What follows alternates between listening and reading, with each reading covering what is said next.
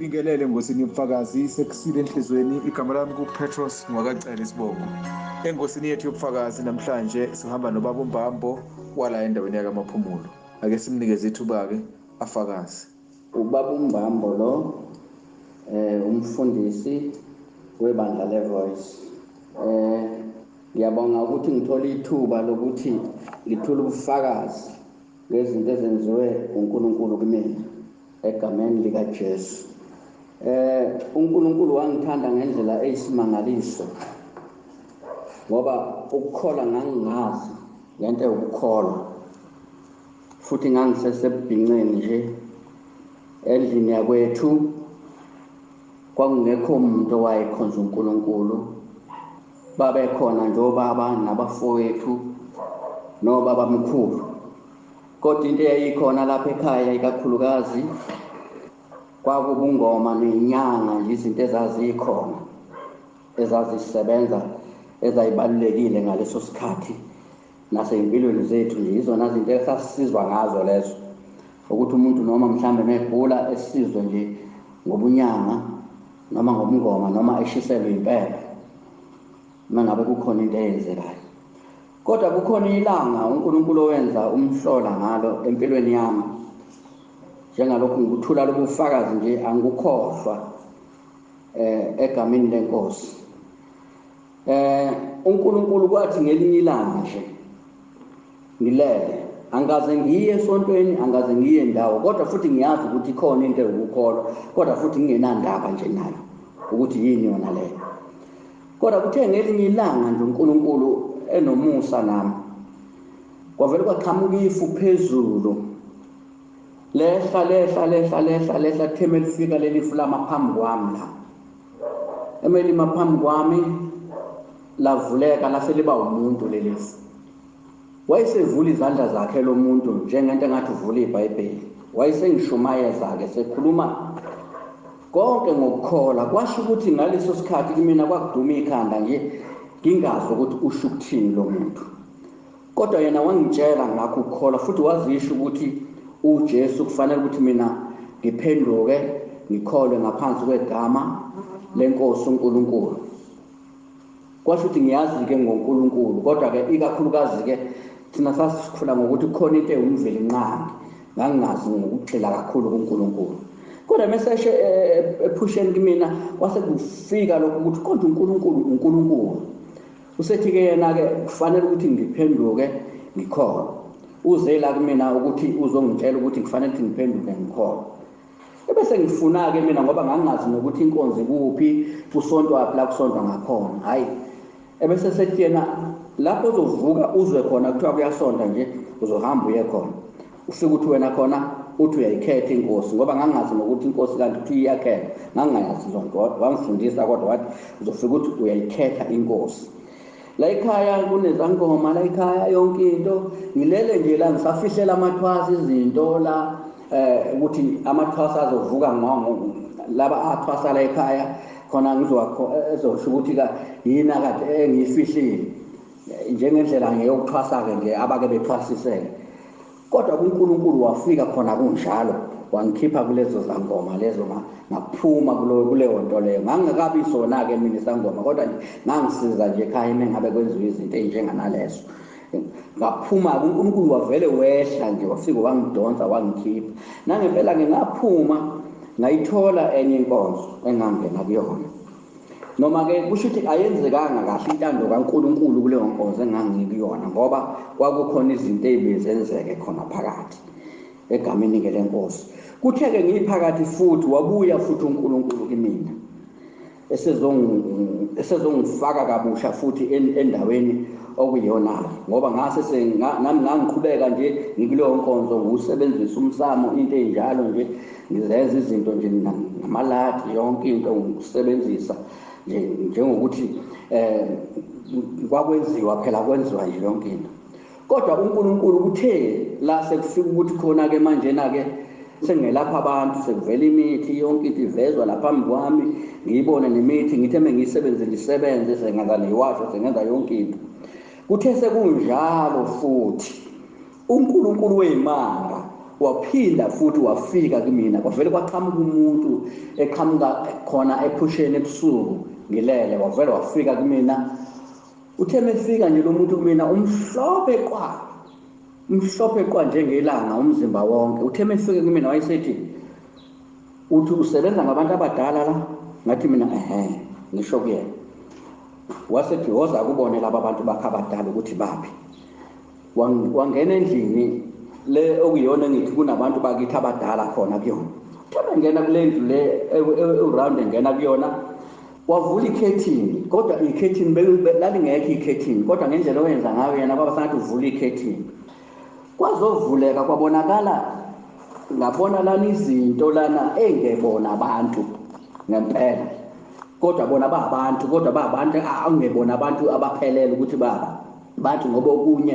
kwakusengathi amazinyo ahlephukile okunye kuhlibikile nje okunye kunezilonda kulokhu zile wasethi abantu abahlala la emhlamba abantu abanjena ke laba abantu abahlala la emhlamba abekho abantu bakini abahlala la kulomsamo la izinto ezihlala la emhlamba yilezi zinto lezi esheyikhomba lo muntu kwayena zazimsaba lezi zinto ngendlela wayeyona emekhuluma nazo ezitshela ethi ilaba abantu abahlala la emhlamba ebesethi lo muntu kumina ibona ke laba bantu woza ngikukhombisela ukuhlala khona abantu bakini ukuthi bahlala apha abantu bakini mengabe bengasekho la emhlabeni sathi kwenyuka nje kancane naye lo muntu khona ephusheni uthe mesinyuka kancane nje sithi mesimaphezulu lana kwase kuvule kumkhathi wezulu ngase ngibabona abantu behlezi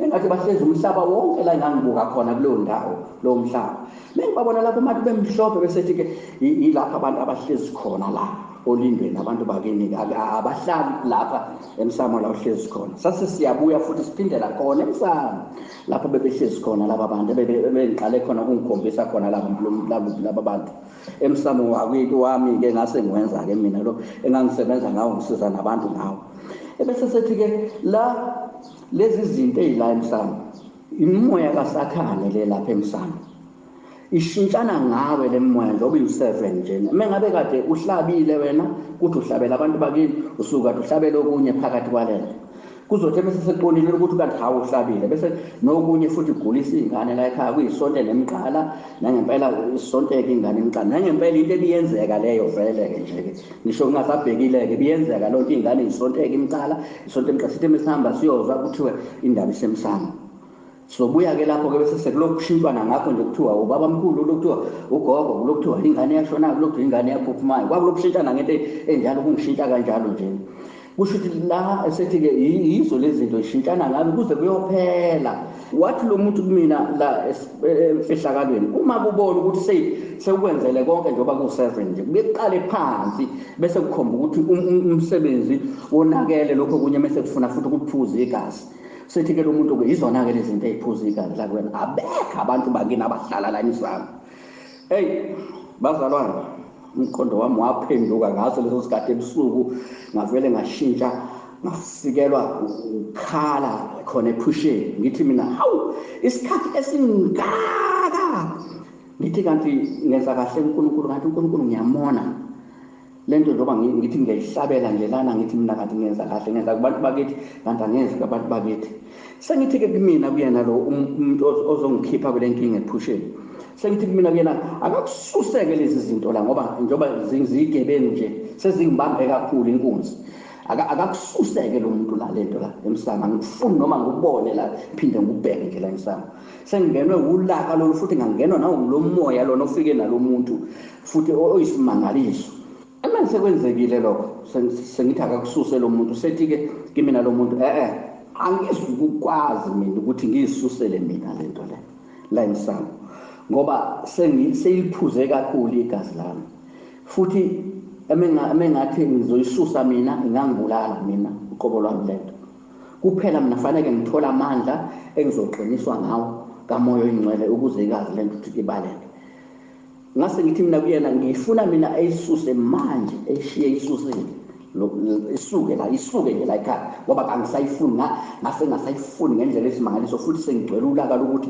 isikhathi esingaka kanti uNkulunkulu ngiyamroba angenzi intando kaNkulunkulu bazalwane nangempela lo muntu ovela wasethi kimi nalalelana wena into okuzofanele uyenze kufanele uvuke ekuseni uhambe uye kubaba uSithole kusephusheni lana njengoba ngikhuluma nje. Nangempela ukhona ubaba ukuthiwa uSithole oseduze kwakhona lapha engikhona. Ngiyakhala ephusheni, ngikhaliswa ukuthi into engikhalisa kakhulu ukuthi uNkulunkulu bengayenzi intando yakhe owayethe angiyenze. Nangempela bese ngivuka ekuseni, ngithe bengivuka ekuseni bese ngimfonela ubaba uSithole. Ngimuzwa ukuthi ukhona yena bese ethi ukhona ubaba uSithole ekhaya. Bese ngithi ngicela ukuthi angise entabeni, kuthiwa kufanele ukuthi ngiyohlambuka kuyena kuze kube khona imimoya ayisusa kumina. Nangempela wangihlonipha kakhulu ubaba uSithole, wathi hayi kulungile, uzokwazi ukuthi engilinde endleleni sinyuke naye ehambe eyomkhulekisa. Sanyuka naye, ngihamba indlela yonke nje bazalwane, ngiyakhala ngikhaliswa yilezi igebengu engaka, kanti ukuthi mina ngilonga ngithi ngenza into enhle la emsamo, kanti ngihlezi neyigebengu uqobo lwazo zingibamba inkunzi zo7 otsotsi bangibamba inkunzi la ekhaya. Angibazi bazalwane o5000 abasebehambile la ekhaya, kwase kuhamba o5000 abaningi kabi ngendlela eyisimangaliso. Mengifika ke kubaba uSithole bese sengikhuluma naye ukuthi hayi ngimbekele naye njengoba kade ngibeka nje ukuthi uNkulunkulu usefike wathini kimi manje mfihlakaleni. Hayi ubaba uSithole wasengibongela ke sethi bakumbamba uyakuthanda uNkulunkulu ngoba kuvamisile ukuthi abantu beqondwe ngalolu hlobo njenganalolu. Ngathi mina baba uSithole njengamanje angisayikhuluma indaba ukuthi kukhona into eyidlozi, angisophinde futhi mina ngibe umuntu ohlabela lona idlozi. Wayesengibuza kubaba uSithole ukuthi ngizokwenza njani ngoba phela njengoba kade ngiwenza nje lo msebenzi basozofuna abantu ngenza. Ngathi kuyena angisophinde mina njengomuntu otsheliwe ofike kimina uNkulunkulu, mhlawumbe kube bekungomunye umuntu obengitshena, mhlawumbe bekuzongitshontsha baba uSithole ngibe ngenza, kodwa njengamanje angisophinde. Nanamanje futhi ngisaphinda ngisasho ukuthi angisophinde ngibuyele kule nto le engayibonayo ngoba ngayivezela kahle. Futhi namanje ngiyamsaba uNkulunkulu kuze kube manje. uNkulunkulu ngiyamsaba nje, ngisaba ngendlela ezimangalisa ukuthi uNkulunkulu ikhona inhloso yakhe ongithanda kuyona, ngoba ukuthi aze asuke ephinde ezongikhombisa imfihlakalo enjenganalena abantu abangayitholile, namanje abantu basagcilazekile ngomqondo ngale mfihlo lena mina ongivezele yona ukuthi ngilo ngithi kukhona idlozi emsamo kanti idlozi kalikho, kukhona imimoya kaSathane ephuza igazi. Ngiyibonga kakhulu egameni lenkosi uJesu ngoba uNkulunkulu ungithule kwenye into ebengazi. Emveni kwalokho esengikhulekele uSithole, kwasuka yonke into eyayikade isinde emzimbeni wami, ngasala nginomzimba olula nokuthi ngaba nothando nje engakaze ngibe nalo emhlabeni, ngoba isikhathi esiningi ngangihlale ngisaba ukufa nje ukuthi hayi ngizofa noma mhlawumbe mengiyoze komunye ukuthi hawu uzovelelwa ingozi uginqike. Ngangihlale ngisaba nje nginetwetwe nje ngisaba ukufa nje, ngikusaba nje ukufa. Kodwa after that angiphindanga nje nganokwesaba manje ukuthi ngisaba mhlawumbe yini. Kwakhona ngisaba ngisho kwazona lezi zinto ukuthi mhlawumbe khona into engayenza kumina bese ngithi is no more. Ngabuya lapho esengitshelile ubaba uSithole ukuthi angifike ngiyokhuleka khona lapho ebengithi ngishisa khona impepho, ngenza zonke izinto, fike ngisho ngithi ngizobeka uJesu la. Ngafika seku-right, ngayishisa zonke lezo zinto ezazikhona, ngasindiswa, ngakholwa uNkulunkulu, ngayithatha insindiso ngayimukela uNkulunkulu ukuthi noma ngeke ngisaphinde futhi ngibe umuntu mina oguqa entweni engekho noma esithombeni. Manje sengikhonza uNkulunkulu nangempela-ke engikuqinisa ngempela la ebufakazini bami. Into engiyenzayo namanje mengithe Jesu, izinto zonke ziyadeda, ziyasuka ngisho la emzini wami. Mengithe nje Jesu, noma mhlawumbe mekunento ebiyinkinga ngihamba ngitshela uNkulunkulu, leyo nto iyaxazululeka. Ngoba into ebiyinkinga kakhulu la ekhaya bekuyizibhongo, nento esihlupha-ke isenza sigijime nakubathandazi, senze nayo yonke into. Nokuthi-ke phambilini ikhona into ezeyenza ukuthi ngempela uNkulunkulu ngize ngidonseleke ukuthi ezongisiza kule ndawo, ngoba bese ngiphelile zinyawo. Esikhathini esiphambili sikhona la kule ndawo engakhe kuyona, kwathwetshula ingane yami kade siyingcwabile nje, kwaphela insuku ezintathu siyingcwabile, bayikhiphe egodini iphile njalo yahamba. Manje kuze-ke ngithole lolu sizo lolu njenganalolu futhi la ngilithole ngoba bese ngiphelile, ngigijima inyanga ngithi ngifuna ukubuyisa le ngane ngilethe ekhaya. Lokhu zivele zinquma eligwayikatiki zithi ayi manje uzoyifica isikhuluma ekhaya, ngiyafica kwenzeki lutho. ngikhokho 5,000 ngiphinde ngikhokho 7,000 ngikhokho 6,000 kwezinye inyanga zaze zawu9 lena ka9 yayibiza u8,000 la ngagcina khona ngathi angisawukhokhi sengisho like ngathi ngeke ngisawukhokha kanti sekuzofika yena lo msindisi ozongisiza egameni lenkosi uJesu. Ngibonga kakhulu kuNkulunkulu futhi kunamanje angazi ukuthi uNkulunkulu yini engizoyenzela yena, kodwa ngithe ngizoyinikela uqobo lwami uNkulunkulu noma imuphi umsebenzi afuna ungenzisa wona ngangenzisa ngoba kulubufakazi. Ngibona njengomuntu engathi ungikhethe kubantu wadlula bonke abantu ngendlela enze ngayo kumina ngoba angikaze ngimthole umuntu osizakale njengami ukuthi amqonde ngqo ngaphandle kokuthi ashunyayezwe. Abantu abaningi imvamisa bayashunyayezwa abantu abaningi, kodwa njengami nje akuvaze ngashunyayezwa mina. Ufike yena impela uqobo wakhuluma nami wangikhombisa kwalezi zinto ukuthi yini le ngayibonela kahle, angizwa ngomuntu. Into engiyibonele mina engitshela yona futhi ngavika nginawo amandla kamoya oyingcwele la owanginikeza wona ukuthi ngizoba nawo amandla ukuthi ngikwazi ukuyimela lento isuke ingaphindi isilale la ekhaya. Kuze kube namanje na-ke ngiyabonga abazalwane, ngibonga kakhulu enkosini ngoba nakho lokho kwangisiza kakhulu, kwakungisiza ngoba ngase ngithola imali. Akukho sikhala nje sinelisekile nje siyadla, sikho isikhala esikhona nje ngoba phela ngase ngithola imali ngalokho kwakungena ecaleni kwenzeka konke izinto ezazingena egameni lenkosi uJesu. Ngibonga kakhulu nakubasakazi ukubona abakazulu ukuthi bezothatha lobufakazi bami egameni lenkosi uJesu ngoba bengithanda bona ukuthi abantu bebuthole lobufakazi ngoba sengibonile ukuthi abantu abaningi bagcilazeke kakhulu ngokuthi ubufakazi abanabo, abanye bacindezeleke nje, abanye futhi mase usukhuluma nabo bayezwa ngoba sembuthulile nakwabanye lobufakazi. Abanye bayezwa, abanye abakezwa kahle, abanye abakubukeli, babona sengathi mhlambe kuwumqondo kanti akiwona umqondo. Ngikhuluma ngento eyenzeka kimi ngqo. Ngimina uqobo lwami yayikhuluma nami inkosi, hayi omunye umuntu ikhuluma nami. Nokuthi-ke noma-ke yona akuyona into okufuna ukuthi lena uma ngabe uNkulunkulu akhulume nawe mhlawumbe umuntu obusumthatha ngokuthi ufuna ukuthi umforce enze lento lena.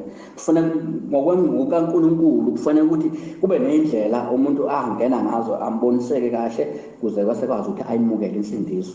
Bazalwane, uma umukele insindiso uthole yona ngampela, hayi insindiso yokuthi mhlawumbe uzothi uma ungababona abanye abantu bususuqala phansi uthi hayi ngoba bakuboni. Le ngikhuluma ngayo le nsindiso bazalwane ile yokuthi ngisho ngihamba ngedwa mekukhona into efuna ukwenzeka noma ngabe uhlobo lulento noma ngabe inkanuko iyangizuma, kodwa uyafika kimi naso leso sikhathi uNkulunkulu ethi hayi akukho, hayi mina akufanele, mina ngiyena lena. And then-ke sengilokhuzile, sengizophetha nje, sengisindisekile, nangabi nakho ukuqonda ngokuthi izinto ezinye iziphi kufanele ngiyiyeke kahle. Ngaya nje emadineni abantu sengisindisile. Ngaya kwelokuqala, mengifika kwelokuqala ngathi ngiyayidla inyama yakhona kulowo muzi. Hayi, ngayizwa ukuthi kayivume, mhlawumbe ngathatha amabili yangavuma le nyama ukuthi ngidle. Ngase ngathi enhlizweni nami kusho ukuthi mhlawumbe inyongo ikhuphukile, ngizwe ngavumi nje. Hayi, ngigcina lapho ngingasayidlanga, ngivele ngiyeke kanjalo, ngaphuza idrink yakhona, ngadla nokudla khona, ngagcina kanjalo.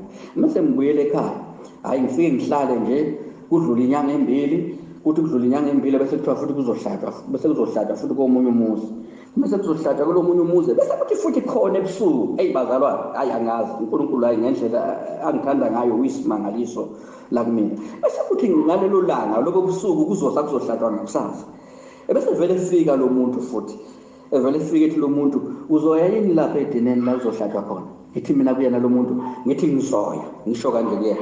Bese doza ngizokukhombisa lento ozoyidla. Bese ngimlandela ngemuva, bese sifika khona. Nangempela ngithi mengifika kulo muzi ngifica inkomo isiboshiwe la esigxotsheni. Uma ngifica le nkomo iboshiwe, hayi ngisephusheni-ke la, ngisephusheni la angibhekile. Ngithe mengifika ngifica iboshiwe le nkomo la esigxotsheni. Uma iboshiwe le nkomo esigxotsheni, bese sisuka umuntu wakhona kulowo muzi bese eyigwaza. Ethi maqeda ukuyigwaza nje lala phansi ethi isiphenduliwe, isihlinzwa la ngaphambili. Kuvele kuvukela uthangweni la kulowo muzi izinto ezifana naleziyana ezazilapha kimina engayixoshayo. zizokhotha le nkomo, ziliphuze igazi, zilikhothe ngaphandle lize liphele igazi la seziyihlibilile, zayihlibilile isikhumba, ziliphuze zize zingene nangaphakathi ziliphuze. Kwaze kwathi kumina hayi ayifanele lento ukudliwa, kwasho kimi ukuthi kanti mina nje ayifanele ukudliwa lento, ngoba yayisiminciminci lapha inkomo, sengiyibona isiminciminci inkomo, hayi lento kusho ukuthi ayifanele ukudliwa lento. Ngasho ngasayina khona ebusuku ngathi angizophinde futhi ngidle inkomo ehlatshelwa amadlozi, ngoba ngathi incelwe yizinto ezinje lezi ezazilapha kwami. Ngafundiseka kanjalo-ke bazalwane lapho, ngangaphila kuze kube manje nanje. Futhi-ke mengabe ngisho ngabe ibekwa beyihlatshwe ngekho, ngiyayazi leyo nto le, ngiyayazi leyo nyama enjalo ukuthi le hayi akuyona ledliwa yimina.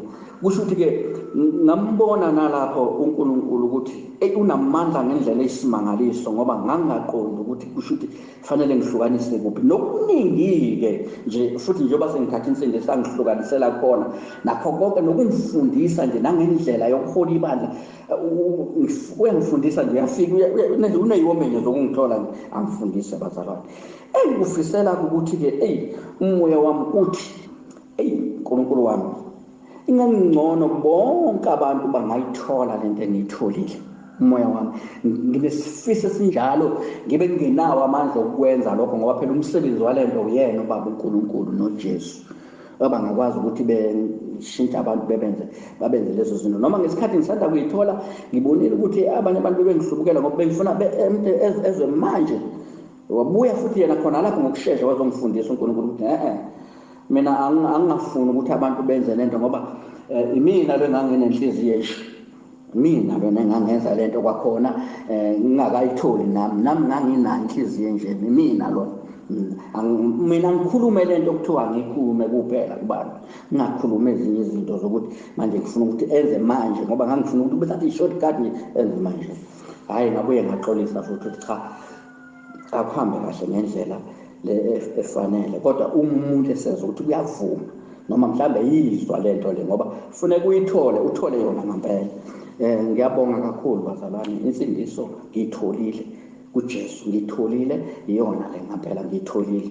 Futhi-ke ngiyabonga ngoba nje ungelusile ey'ntweni zonke zikhona ezweni, ngiyayibona, kodwa ungelusile nje unami. Emveni kwalapho njengokuthi ngazi ukuthi vele sekuzoba noshintsho olunjenganalolo, ngabe sengibabiza abazalwane sekuzobatshela ukuthi cha, njengamanje uNkulunkulu usengihole kwenye indawo ukuthi angisezukwenza lutho, angisathinti iwasho, angisenzi malathi, angisenzi lutho, futhi angisalithinti into eyidlozi, ngoba uNkulunkulu ungambulele. Abambongela-ke abanye-ke ngazi-ke noma mhlawumbe kwakubhuqa, kodwa bambongela bona bethi bayabonga ukuthi uNkulunkulu ngoba usengisizile wangikhombisa yena indlela okufanele ukuthi ngihambe ngayo. Khona kodwa-ke kusho ukuthi-ke bakhona bona abanye othola ukuthi bayithola, abanye bayithola. Ngake ngoba ngeke kwenzeke kanye ngoba vele bebecindezelekile, sicindezeleke kanye nabo. Ubufakazi besibuthulelwa ubaba uMbambo wakwaMaphumulo. Sibonge kakhulu kubaba uMbambo. Igama lami-ke nguPetros Ngwakacele Isibongo. Le ngosi eyobufakazi sekusile enhlizweni, uphinde uyithamele ngokuzayo. Ngiyaphuma la nguPastor Ncanda.